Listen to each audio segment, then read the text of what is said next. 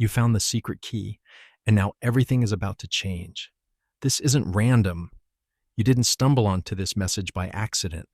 Somewhere deep within the fabric of your awareness, you've been calling for this moment, and now it has arrived. The stirring you feel is not confusion, nor is it fleeting imagination. It is recognition, an ancient signal resonating in your nervous system, reminding you of truths you once knew but forgot. As you take in these words, something begins to stir within you. Neural pathways that seemed dormant since birth are suddenly alive with possibility. You've noticed it, haven't you? That peculiar sensation that the world around you is less fixed than you were taught to believe. Walls feel thinner, conversations carry echoes, time bends. You feel as though the ground beneath your life has loosened, becoming fluid. This is not chaos. This is quantum awareness awakening. The secret to what people call quantum leaping isn't found in techniques, nor is it a skill to be mastered like learning an instrument or solving an equation. It is something far simpler, but infinitely more profound. It is a recognition, a threshold your consciousness crosses, a point at which awareness reaches such a vibrational intensity that it no longer fits into the rigid architecture of ordinary perception. If these words resonate within you, if something in your chest whispers, "Yes, this is true," then you've crossed that threshold already. The key has turned in the lock, but here's the first great misunderstanding. Quantum leaping isn't about traveling to some distant alternate reality. It isn't the cinematic jump into a parallel world. Instead, it is the deep recognition that you are always selecting realities. Already, every choice, every thought, every focus of attention is a pivot between infinite versions of existence. In this very moment, countless versions of you are alive in probability streams. One sitting where you are, one choosing another path, one flourishing, one faltering, all coexisting beyond the reach of linear time. The you listening here has simply learned to glimpse this truth. And haven't you noticed the strange signs, the glitches, the moments when time feels elastic, an hour folding into minutes, or seconds stretching impossibly long, conversations replaying, familiar yet inexplicably altered, strangers who feel like old companions, gazing at you as if recalling memories you've never shared. These aren't accidents, they're quantum spillovers, tiny rips in the veil, evidence that your awareness is slipping between probability streams. It can feel isolating, can it? You sense things others dismiss, while those around you insist on a reality that is heavy and fixed. You feel the world shimmering with possibility. They remain tethered to the rules of linear thinking, while you've begun to perceive reality as a flowing sea of choice. For them, life happens to them. For you, life is shaped by what you notice, by the quality of your observation. This shift didn't happen gradually. It came in sudden flashes, moments when the ordinary split open and revealed itself as something vast and uncontainable. These are not cracks in your sanity. They are cracks in the illusion. Historians of mysticism describe these thresholds in many ways.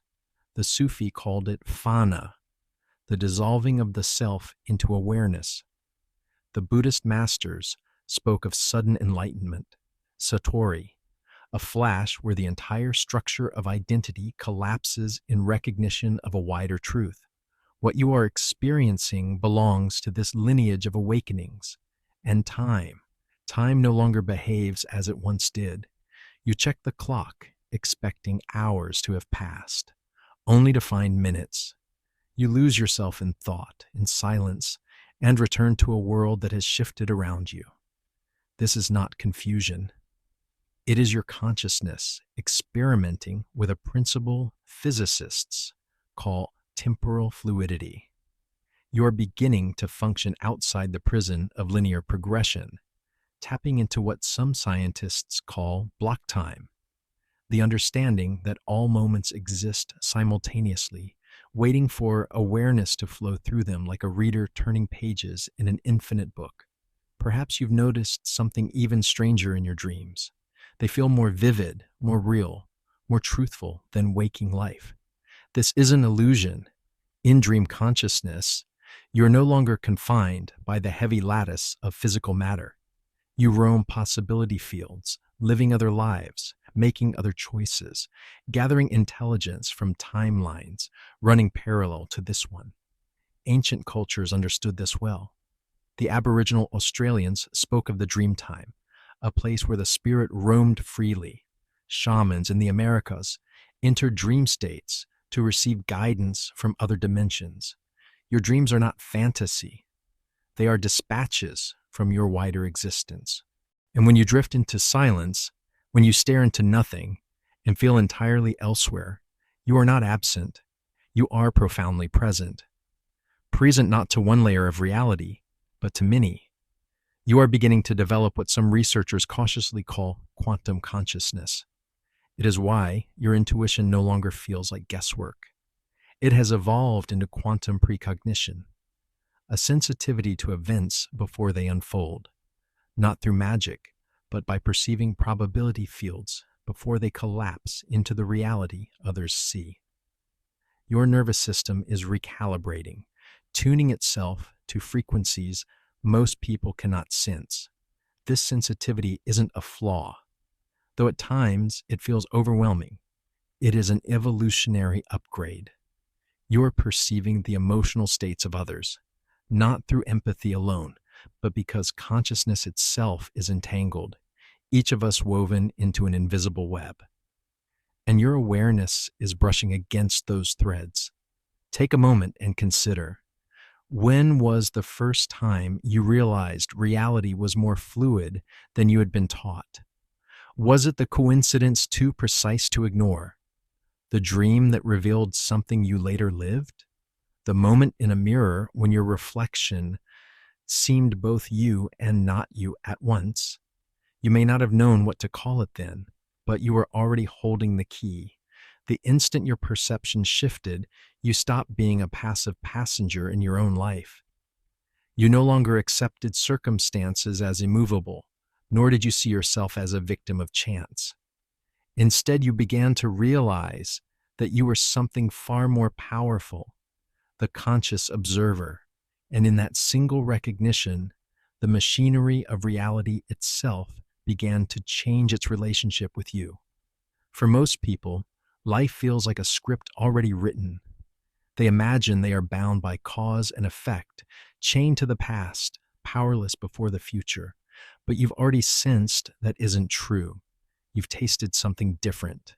That moment when events rearrange themselves, as if in direct response to your awareness. It feels sudden, doesn't it? Almost like a jolt. This is because awakening rarely unfolds gradually. It arrives in quantum jumps, revelations so sharp they cut through the fabric of the ordinary and rewrite your experience of being alive. Time is one of the first illusions to crack. You've noticed it. Hours shrink into minutes. Minutes elongate into what feels like whole afternoons. This isn't your imagination, nor is it fatigue. It is your consciousness learning to operate beyond the linear tick of clocks. Physicists have whispered of this for decades. Einstein himself insisted that the distinction between past, present, and future is only a stubbornly persistent illusion.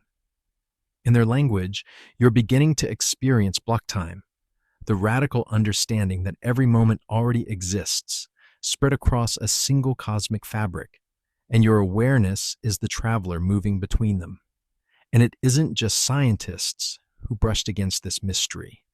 St. Augustine, centuries before physics was born, admitted that time itself seems slippery. The present, he said, is already gone by the time you think of it, and the past exists only in memory. Mystics in every tradition sensed this same strangeness. That time was not a river carrying us forward, but a field through which consciousness wandered. Your experience now places you in that same company. You are no longer bound by time's illusion. You are beginning to see through it. Dreams, too, have changed for you. They no longer feel like fleeting images, but like journeys into other worlds. They carry the weight of truth.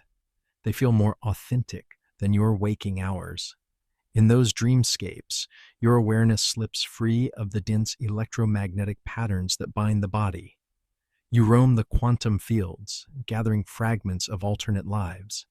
Sometimes you awaken with knowledge you cannot explain, or with a sense that you visited a version of yourself who made a different choice. These are not fantasies, they are explorations, and across cultures, humanity has always known this. The Aboriginal peoples of Australia spoke of the dream time, a dimension where the ancestors walk, and reality is shaped at its roots. Shamans in the Andes consumed sacred plants to step into dream visions and bring back healing for their people. Even the Greeks turned to oracles, whose dreamlike trances revealed truths beyond ordinary perception. What you are experiencing now is an echo of that ancient lineage. Your dreams have become a laboratory of reality. And then, of course, there are those moments of stillness when someone glances at you and asks if you are even present. They see your gaze unfocused, your attention distant. What they cannot understand is that you are more present than you have ever been. Present to multiple layers of existence at once. You are no longer trapped in the thin slice of reality they mistake for the whole. You are touching the edges of something vast. Your intuition has sharpened as well. You know things before they unfold. You sense events before they happen. It's not superstition, nor is it luck. You are tapping into the field of probabilities, glimpsing currents before they crash into the shore of three-dimensional reality. Ancient societies revered this gift. Oracles, prophets, seers, all were simply individuals who had trained their awareness to listen to the subtle whispers of the quantum field. What was once called prophecy is, in truth, quantum precognition. The sensitivity you feel to energy, to emotions, even to the invisible currents around you, is no malfunction. It is your nervous system reconfiguring itself. While others dismiss it as fragility, you're discovering it as expansion.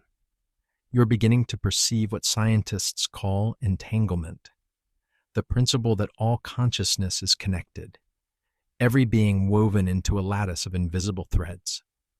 That moment when you walk into a room and feel the atmosphere heavy before anyone speaks, or when someone's sadness pierces you without a word exchanged, that is entanglement at work. You are tuning into the resonance of the collective. This shift marks a profound transformation in identity, where once you believed experience happened to you, now you see that experience is shaped by the quality of your observation. Every challenge you've endured, every difficulty that hollowed you out, was not random misfortune, but preparation. The universe was not punishing you. It was refining you, stripping away illusions until you were ready to recognize your true position, not as a powerless figure in a fixed play, but as the conscious observer who determines which version of the play comes alive. And so the world looks different now. It feels thinner, more malleable, more alive, because it is. You're no longer gazing at reality as if through a window. You are inside it, moving it, shaping it, bending it by the sheer act of your awareness. This is the first step of the quantum leap. The realization that what you observe is not just seen, it is created. Strange signs accompany every true awakening, and you have already felt them stirring in your body and your mind. What most dismiss as coincidence or even illness are, in truth, symptoms of transformation. They are signals that your consciousness has begun to stretch beyond the narrow channels of three-dimensional life. Perhaps you have felt your body vibrate, a tingling at the base of your skull or between your shoulder blades, as if invisible currents were moving through you. Your sensitivity to energy has grown sharper. You enter a room and immediately sense the unspoken emotions within it. The joy of another feels like your own joy. Their sorrow presses upon your chest. At first, this can feel like a burden, as if you are too fragile for the world. But it is not fragility, it is expansion. Your nervous system is learning to perceive the invisible frequencies that connect every consciousness. Physicists call it quantum entanglement. Mystics have called it the interconnected web of being. Either way, you're discovering what cultures across time have always known. Nothing exists in isolation. And yet this shift often carries with it profound loneliness. People you once called friends no longer seem to understand you. Conversations feel shallow, relationships dissolve, careers collapse. You may even feel as though the structures of your entire life are crumbling at once. It is tempting to see this as punishment, but it is not. It is preparation. Just as a caterpillar must dissolve within the cocoon before becoming a butterfly, your old identity must dissolve so that the new can emerge. This process can be painful. You might have felt it as depression, a weight pressing you into silence, an exhaustion no sleep could heal. Psychologists would call it breakdown. Doctors might label it illness, but mystics and quantum thinkers understand it differently. It is not failure, it is transition. Some traditions call it the dark night of the soul, a descent into darkness that strips away everything false so that truth alone can remain. The Spanish mystic John of the Cross described it centuries ago. In the dark night of the soul, bright flows the river of God. In Jungian psychology, this same process is known as individuation, the painful confrontation with the unconscious, when the old self falls apart so a fuller self can be born. Among shamans, it is initiation, where the would-be healer is broken down by visions, illness, or madness before returning with new sight. The name changes from culture to culture, but the experience is always the same. A descent into disintegration that precedes the quantum leap of rebirth.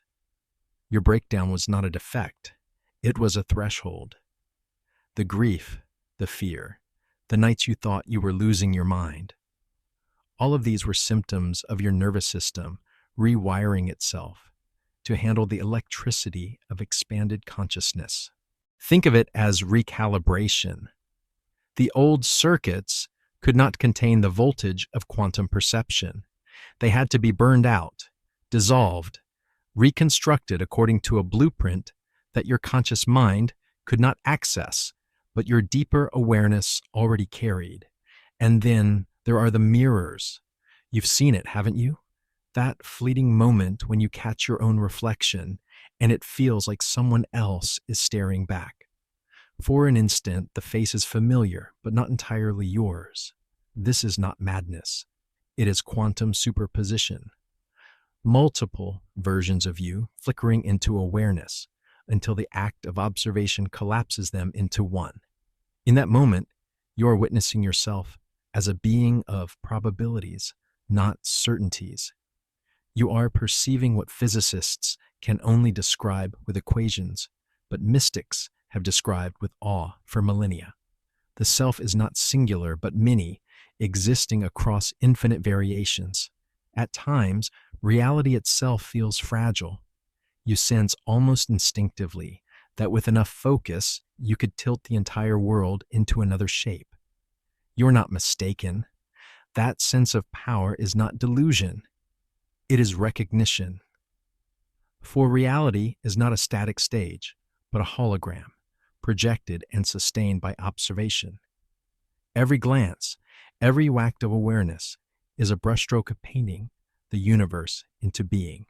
This is why your challenges, as unbearable as they seemed, were never meaningless. They were not random cruelties. They were carefully arranged initiations, forcing you to release illusions of powerlessness and claim your role as conscious observer. Like a smith hammering steel into shape, the universe applied heat and pressure until your awareness was strong enough to hold this truth. Reality does not happen to you. Reality responds to you. There comes a moment when the structures of a life collapse so completely that nothing familiar remains. For me, that moment arrived in a storm of endings, relationships disintegrating, career ambitions turning to ash, health unraveling in ways I couldn't explain. To the outside world, it looked like failure. To psychologists, it might have been called a total breakdown. But in truth, it was something else entirely. A reset, a clearing of the slate, a dismantling of the self I thought I was, so that another self could emerge. In the silence that followed the chaos, I discovered a strange kind of stillness. One night, unable to sleep, I sat upright in the dark and asked the universe a question so raw it seemed to split me open. Show me what I'm not seeing. I didn't expect an answer, and yet what came was not a whisper, but an avalanche. It wasn't gradual enlightenment. It was recognition, instantaneous, undeniable. Suddenly, it was as if 100 doors had been thrown open at once. I could sense versions of myself living parallel lives. The one who was struggling, yes, but also the one who was thriving, the one who was fulfilled, the one who had already become everything I longed to be. They were all equally real, equally present. The shock wasn't that these versions existed. The shock was realizing that I wasn't trapped in the struggling one. The suffering wasn't the truth of who I was. It was simply the version I had been observing. The moment I shifted my awareness toward the flourishing self, reality itself began to reorganize, not gradually, instantly. New opportunities arrived overnight. People appeared who seemed designed to help me. Resources flowed from directions I couldn't have predicted. My life hadn't been rebuilt piece by piece. I had leapt into a version where it was already whole. This pattern has echoed across history. Great breakthroughs often arrive on the heels of devastation. Friedrich Nietzsche, racked by illness and isolation, collapsed into despair before writing the works that would change philosophy forever. Fyodor Dostoevsky, condemned to a firing squad, felt the brush of death before penning novels that dug into the rawest corners of human existence. St. Paul was blinded on the road to Damascus before his vision opened onto an entirely new mission. Again and again, collapse has been the necessary prelude to rebirth. Mystics have always known this. In the alchemical texts of the Middle Ages, the formula was clear. Solve et coagula, dissolve, and then reconstitute. The old identity must liquefy, like a caterpillar in its cocoon, before the butterfly can take wing. Modern psychology calls it ego death. Shamans call it initiation. Quantum thinkers might call it reality reset. Whatever the name, the essence is the same. Dissolution is not destruction, but transformation. The depression that so many mistake for illness often carries this hidden purpose. It is not always a malfunction of the mind. Sometimes it is the soul itself shifting dimensions, tearing away from three-dimensional identity while not yet fully anchored in the quantum self. In that gap, everything feels unbearable. But what psychiatry diagnoses as disorder, mysticism has long recognized as awakening. Jung called it the descent into the underworld of the psyche. Indigenous healers saw it as the fire through which one becomes a shaman. You too have walked through that fire. Every moment you thought you were losing your mind, was actually your awareness stretching beyond the narrow boundaries of consensus reality. Sanity is not defined by believing what everyone else believes. Sanity is clear perception of what is actually happening. And what is happening, what has always been happening, is that consciousness does not simply witness reality, it creates it. The waiting you endured, the unbearable stillness when nothing seemed to change, was not punishment, it was incubation. Just as seeds must rest underground before they sprout, your consciousness required silence to stabilize. Your system was being prepared, recalibrated, tuned to frequencies that most nervous systems could not withstand without fragmenting. The universe was building coherence in you so that when the leap came, you could survive it intact.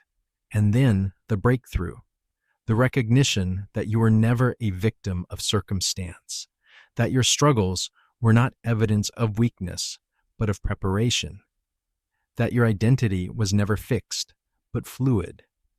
The observer had always been free. The prison was an illusion. And in that moment of realization, the lock fell away. Your key is no longer dormant. It is operational. You can feel it even now. A stirring in your chest, a subtle vibration at the base of your skull, an electricity gathering in your field. This is not metaphor. It is measurable. Your heart is radiating electromagnetic frequencies that extend beyond your skin, broadcasting coherence into the world around you. You are no longer waiting for transformation. You are becoming the transformation itself. Once you cross that threshold, the question shifts from "is this real?" to "how does it work?" The mechanics of quantum leaping are not mystical riddles reserved for the chosen few. They are principles as reliable as gravity. Though expressed in language that is more poetic than mathematical, to leap is not to invent a new reality, but to tune into one that already exists. Think of it this way. Infinite versions of your life are broadcasting at once, like countless radio stations filling the air. You do not create the music, you simply turn the dial. The struggling version of you, the thriving version, the fulfilled version, each is broadcasting its frequency right now. Quantum leaping is the art of tuning your consciousness to the station you wish to hear. Effort does not create the signal. Awareness receives it. This is why so many traditional methods of manifestation fall short. Positive affirmations, forced visualizations, relentless optimism. Too often, they generate more resistance than results. Why? Because they attempt to shift reality from within the frequency of the current reality. It's like shouting over static rather than adjusting the dial. The universe doesn't respond to what you want. It responds to what you are. And what you are is determined by the frequency your consciousness is tuned to in this very moment. Mystics throughout history described this long before quantum language emerged. The Hermetic philosophers of ancient Egypt taught the principle of vibration. Nothing rests. Everything moves. Everything vibrates. They understood that reality itself is a play of frequencies, and to alter your vibration is to alter your experience. In India, the Vedic seers spoke of loka, worlds upon worlds, layered not in space but in frequency. Plato described a higher realm of forms, suggesting that what we call reality is but a shadow of infinite patterns waiting to be perceived. The thread is consistent. Reality is not a solid object, but a fluid spectrum. Shift your frequency, and you shift which spectrum you perceive. The distinction between unconscious leaping and conscious leaping is critical. Everyone is leaping all the time. Every moment of focus is a collapse of probability into experience. Most people, however, do it blindly. They live on repeat, unaware that their habitual thoughts and emotions Keep them tuned to the same reality station over and over. Conscious leaping, by contrast, is deliberate. It begins with the recognition that your awareness is the selector, not the selected. This is where science brushes shoulders with spirituality. The famous double-slit experiment in quantum physics demonstrated that particles behave differently when observed. Observation changes reality. This isn't metaphor, it is measurement. The observer effect is not philosophy, it is physics. And yet philosophers and mystics had already intuited this truth centuries before scientists confirmed it in laboratories. To leap, then, is not to force. It is to allow. It is to remove the interference of fear, doubt, and attachment so that your natural coherence can tune into the version of reality already waiting for you. Think of the caterpillar once more. It does not try to become a butterfly. It dissolves, it surrenders, and the blueprint of the butterfly emerges from within. Quantum leaping operates in the same way. The key is not effort, but alignment. But here lies the paradox. While it is effortless, it demands everything. It asks you to release your grip on the familiar, even when the familiar is painful. It asks you to abandon the comfort of limitation and step into the vertigo of infinite possibility. This is why so few sustain it. The human mind clings to what it knows, even if what it knows is suffering. To leap is to let go. And yet, the moment you do, reality reorganizes itself with startling speed. What once seemed impossible materializes as if it had been waiting for you all along. Opportunities emerge from nowhere. Doors swing open without knocking. The synchronicities multiply, not as curiosities, but as coordinates, guiding you through the landscape of your chosen frequency. This is the true mechanics of the quantum leap. Not struggle, not striving, but selection. You are not traveling to a new world. You are remembering that countless worlds are already here, and you are free to choose which one you will live in. When the leap is near, the world itself begins to send signals. They arrive in forms so uncanny that, for a while, you may doubt your senses. But doubt is only the mind's attempt to protect the old order. The signs themselves are real. They are the whispers of the field, urging you to recognize that the window is open. Perhaps you've already noticed them. Time slips through your fingers, refusing to obey its usual pace. Hours collapse into minutes, or a brief conversation stretches into what feels like half a day. This isn't exhaustion or distraction. It is your consciousness navigating nonlinear time. Physicists might call it temporal anomalies, but ancient cultures recognized it as sacred time. The moments when eternity folds itself into the present. Your electronics too begin to behave strangely. Devices falter in your presence. Lights flicker as you walk beneath them. Your phone battery drains during moments of intense focus. Coincidence? Hardly. Sensitive instruments register electromagnetic surges during heightened states of emotion, and your body has become one such instrument. Your expanding field is no longer confined within your skin. It ripples outward, brushing against the delicate systems built by human hands. Where mystics once spoke of auras, modern science measures electromagnetic coherence. Different languages, same truth. Animals sense it as well. A dog watches you with unblinking eyes, perceiving what others cannot. Cats curl around you with unusual persistence, drawn to the frequencies you emit. Birds alight closer than expected, as though you were part of their flock. This is no small thing. Across myth and history, animals have always been the first to detect thresholds.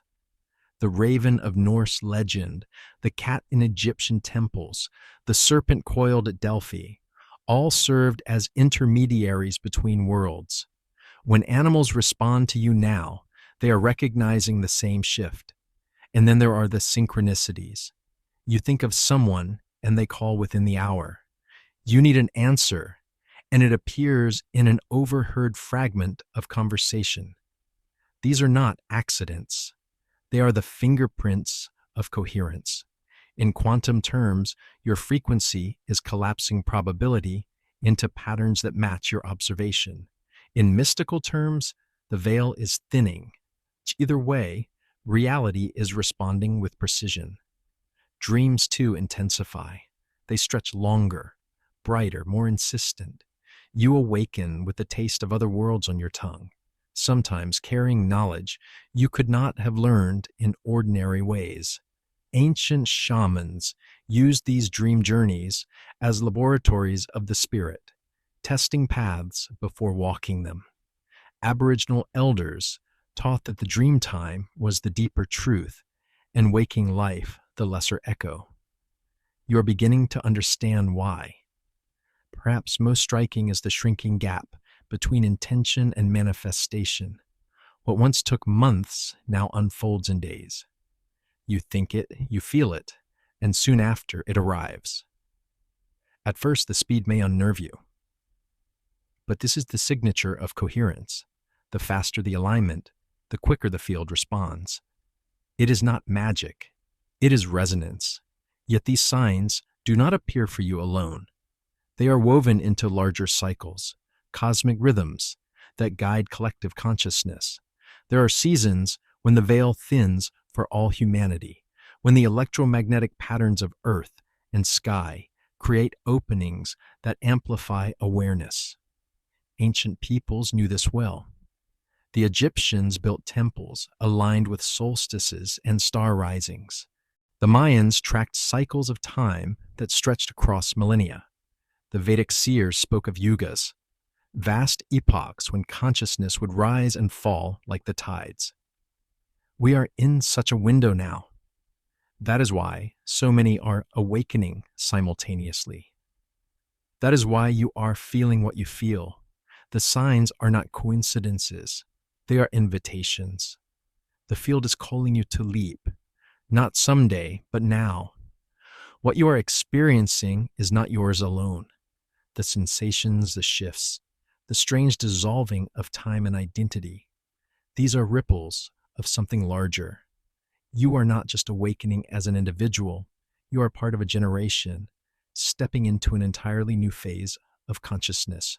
Mystics have long predicted such moments, and now physics is beginning to circle the same truths with equations.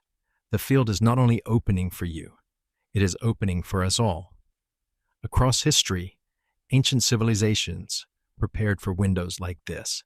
The Egyptians aligned their temples to stars not for decoration, but to harness cosmic cycles of consciousness expansion. The Mayans tracked the long count calendar to mark epochs when reality itself became more permeable. In India, the sages described yugas, great ages of human awakening and forgetting. Aboriginal Dreamtime lore speaks of moments when the veil between dimensions thins, allowing entire tribes to walk between worlds. What you are feeling now is not random. It is the return of one of those cosmic alignments. Scientists observe that Earth's magnetic field is fluctuating, that solar cycles are intensifying, that space weather itself is changing. Mystics would say the same in different words. The barriers between dimensions are loosening. The cosmos is conspiring for awakening. The electromagnetic environment of our planet is tuning human nervous systems to frequencies we once could not hold. That is why you sense more, why you dream vividly, why synchronicities multiply. It is not because you are more gifted than those before you. It is because the field itself is supporting your leap. But with this gift comes responsibility. To awaken now is to carry more than personal destiny. Every quantum leap you make creates a template in the morphic field, a pathway others can follow. Your breakthroughs ripple outward, making it easier for strangers you will never meet to find their own. When you shift into coherence, the field of humanity itself becomes easier to navigate. You're not just changing your life, you're altering the blueprint of human potential. This is why the isolation you endured was so intense. You are being trained not only to stabilize your own frequency, but to hold it steady enough that others could resonate with it. In mystic traditions, initiates would retreat into deserts, caves, or monasteries before returning as teachers. Shamans withdrew into sickness or vision until they emerged with medicine for the tribe. Your solitude was no different. It was preparation for service. Already, you may feel the tug of collective purpose. The dreams of teaching, of gathering, of guiding others. These are not fantasies. They are memories of what is coming. Humanity is beginning its first collective quantum leap, and you are among the pioneers. The old structures of society, based on scarcity, struggle, separation, are dissolving. In their place, a new civilization will form, organized not by force, but by coherence. And here lies the great secret. Groups of awakened individuals magnify one another. One coherent field can harmonize dozens of chaotic ones, just as a single tuning fork can bring others into resonance. When people gather with shared intention, they do what no single consciousness can. They create coherent field effects, waves of order in the quantum fabric that influence reality on scales beyond imagination. Imagine groups capable of shifting weather patterns, of healing ecosystems, of dissolving collective trauma. Ancient myths of priestly orders and mystery schools were not exaggerations. They were glimpses of what becomes possible when coherence is collective. You are standing at the threshold of this next phase. Your awakening is not the end. It is the beginning of service. Humanity needs architects of coherence, individuals who can hold steady while others wobble in confusion. You are one of them. Every fear you dissolved, every limitation you transmuted, every impossible thing you made possible was not only for you, it was for all of us. This is the great quantum window. It may open only once in many millennia. Cosmic alignments, electromagnetic shifts, and human readiness have converged in a way unseen for thousands of years, and now the choice rests with us. Do we hesitate and let it pass, or do we leap together into the civilization waiting on the other side? Your key is not only active, it is luminous. Your awakening is not only personal, it is collective. The leap is no longer optional, it is necessary. And as you read these words, you know in your bones that the time is now.